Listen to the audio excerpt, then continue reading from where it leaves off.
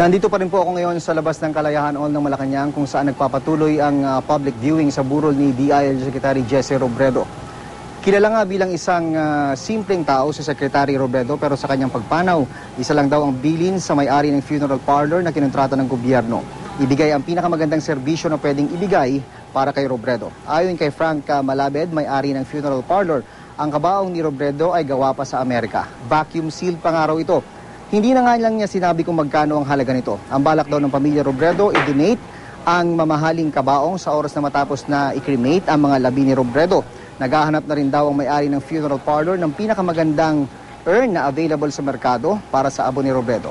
Ang limousine na pinagsakyan sa kanyang kabaong kahapon ang pinakamagara raw sa fleet ng kanilang mga karo. Nagpadala na rin sila ng isa pang limousine sa Naga City na siyang gagamitin kapag naibalik na doon ang katawan ni Robredo. Ang bilin daw kasi kay Ginoong Malabed, give him the best. Kaya yun daw ang ginagawa nila ngayon para kay Secretary Jesse Robredo.